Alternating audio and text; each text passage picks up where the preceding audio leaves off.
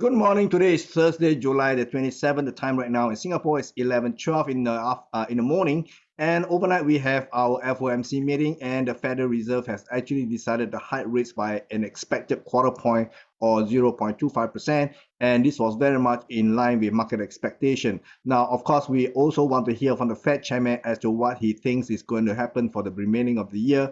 And unlike June, where he says that there will be two more rate hikes for the balance of the year, including last night's rate hike, that means the market is only expecting one more hike for the rest of the year. But in yesterday's post-meeting conference call, he actually left himself a little bit of wiggle room to actually say that he is going to watch the data on a month-on-month basis before deciding. That means to say next month we won't have an FOMC meeting. The next one will be in September, and he leaves the door open for one more rate hike in September, followed by subsequently, depending on the data that he mentioned, he may decide to hike interest rates even further. So the market was actually a little bit confused as to what he's trying to tell us, but I think he's only being sensible without closing the door to higher rate hikes, because as he mentioned, the core inflation is still very sticky, and he wants to see evidence that the core inflation is coming down towards a target rate of 2%. And of course, wages not to climb too high, because if wages goes up, it means consumers will be spending again,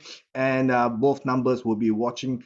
He'll be watching both set of numbers going forward. So the market was a little bit confused. The market actually went to a marginal high for the year. In the Dow Jones, you can see this 4 hours time frame chart. We have a new high, 35,633.61 overnight, and it did close a little bit lower, but I think the market is getting ready to profit take going forward. So today and tomorrow will be crucial. If we end up the week on a weaker note, that is the evidence that we need, and the market is in for a corrective pullback. So do watch out for the eventuality here. In the S&P 500, we also saw a marginal high for the year at 4,582.47, and it also ended up more or less where it started at the beginning of the night itself. So we can see prices are definitely not going much higher, and I think the risk here is that those people who are holding long position will be very itchy, that they want to take profit going into the weekend itself. So this could actually pans out to be a corrective pullback. In the Nasdaq 100, we also see something similar. We did not have a challenge of the high. The high traded was 15,932. That was at least 2.5 weeks ago. So we have not seen a challenge of those high, and the market looks like it's primed to trade lower. Immediate target somewhere around 15,000 levels. So do watch out for that as well. In Asia, the Hang Seng Index actually pumped higher. Now it is getting towards the 20,000 levels. Let's see whether it can actually hold above 20,000. But in the meantime, this is basically a corrective rebound, nothing to see here. And in the Shanghai Composite Index, we also see a bit of a bounce. Now the market have a triple top going into this morning first half. The barrier to higher prices will be 3,245 to 3,250 levels. So let's see whether the market can go much higher. Anyway, I have a target at 3,280 levels, and this will be, to me, the top side for this move if the market can go actually beyond 3,250. Okay. And in the Nikkei 225, you can see that the Nikkei is also not doing very much. It's basically doing sideways with a little bit of bias to the upside. I think I have a target here somewhere around 33,340 to 33,640 levels. This could end up as a three-wave rally. Of course, if the market go beyond the 33,640, an alternate level to sell will be 33,760 to 33,950 levels. So by and large, I am of the opinion that the Nikkei is probably primed to go down much lower, perhaps to as low as 31,000, even as low as 30,300 levels. Okay. Now in the dollar index, I'm showing you the futures contract traded at ICE, which is Intercontinental Exchange. We can see that the dollar may be actually pulling back, and as of yesterday, I did mention the possibility of a pullback, and this morning we have a low at 100.45, and I would like to see further pullback, ideally into 100.05 to 101.31. Let's see whether that actually pans out, and if that's the case, sorry, this is not 101, this is 100.31. So my mistake here, I will correct this on the spot. So we can see that the market is looking to trade lower, ideally into this bracket of prices between 130 to 100. So I would love to see a pullback before the market bounce higher. Immediate target is 102. I think the ultimate peak here will be somewhere between 102.20 to 103.30. So anywhere between these two levels could be where the market is heading towards.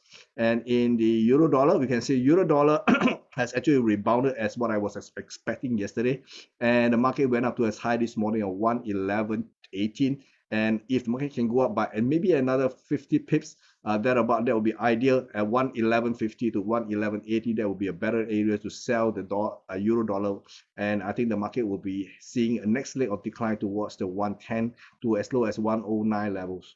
Over in sterling, we also see a bit of a rebound. The market has already traded into my preferred area of selling. The area is 129.70 to 130.10, and the high traded this morning is at 129.80. So I want to see prices come off from where we are right now, and if we do, then the market can trade below 127.97 towards the 126 level. So the ultimate target is somewhere around 126.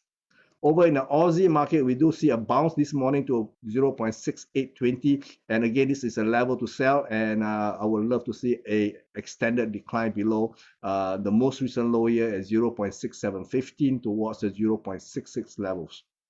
Over dollar yen is working out very nicely. I've always mentioned that 142 is a barrier to climb, and the market has picked up just under 142, and now it's coming down very, very sharply. This morning low is 139.40 levels, and it looks like we may actually extend lower below 137.24, and my target is somewhere between 132.30 to 134.10. Okay, dollar Canadian is a bit of a struggle. I think the market may actually struggle a bit higher. Ideal selling areas are 132.70 to 133.10 levels. So do watch out for the market to bounce up a little bit here before it comes back down. Now over in energy, we can see energy prices continues to edge higher. We can see the high traded is just under $80 per barrel, but there's no sign the market wants to come down yet. But in my opinion, I think the market is due for a pullback, and if we do see a pullback, my target is about $73.85, and that will be an area to pick up more longs, because I believe the long-term prospect of energy prices in terms of the WTI crude oil is actually quite bright. And over in precious metal, we can see precious metal continue to edge higher. I have changed my outlook for now. I think the market is probably going a little bit higher. I think somewhere around the $2,008 level, because this looks like to be a 5-wave rally, and if that's the case, I think the $2,008 will be one target to aim for before the market comes back down to $1,945. Okay. And over in the silver, we are also seeing something very similar. Silver prices and gold prices remains quite elevated, and this gives rise to the idea that this could be a 5-wave rally targeting $26, and looks like prices may actually go higher, and then before it comes back to test the $24.26, and then we'll see what happened then. Okay. And in Bitcoin itself, Bitcoin is not doing very much, although it has bounced off the most recent low at 28,977. I would love to see a little bit more deep into this area here at 28,300 to 28,740 levels. That will be a much better level to go long for a explosive move to the upside beyond 32,000. That's all I have for you. In the meantime, you take care, and I'll come back to you tomorrow with another update. Bye-bye. Take care.